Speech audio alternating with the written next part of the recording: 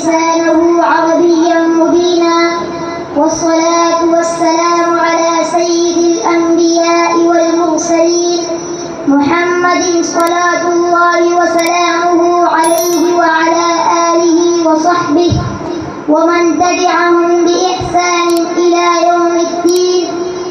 أما بعد، فأعوذ بالله من الشيطان الرجيم. بسم الله الرحمن الرحيم. قال سبحانه وتعالى: إنا أنزلناه قرآنا عربيا لعلكم تعقلون. وقال رسول الله صلى الله عليه وسلم: أحب العرب لثلاث: لأني عربي والقرآن عربي وكلام أهل الجنة عربي. إخواني المتحابين في الله، إنه لمن الغفرة والسرور أن وفقني الله تعالى بأن أقوم بين أيديكم إخواني الطلاب والأساتذة والضيوف، وأريد أن ألقي أمام حضراتكم بعض الكلمات حول اللغة العربية. إنه لسعادة غامرة وشرف كبير ومنة عظيمة وفرصة سعيدة من الله بها علينا حيث جمعنا في هذه الحفلة الميمونة، ونسأله جل وعلا أن يجمعنا في جنات النعيم كما جمعنا في هذه البقعة المباركة. آمين.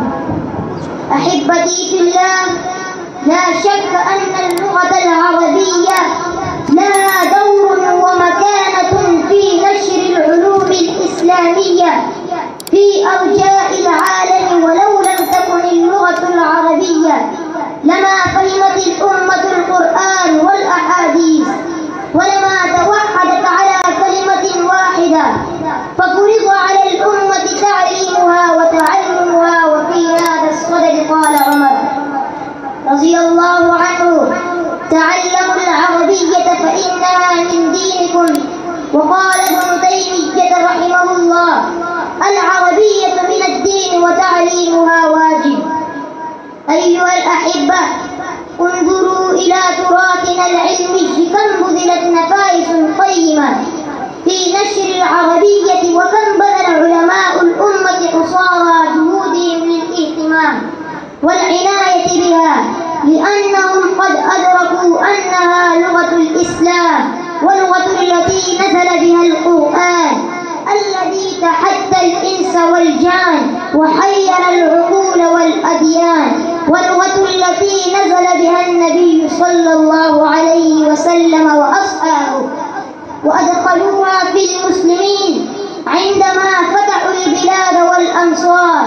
لكن هناك سؤال يتطرق في الأذهان: لماذا أصبحت هذه اللغة أجنبية عند المسلمين اليوم؟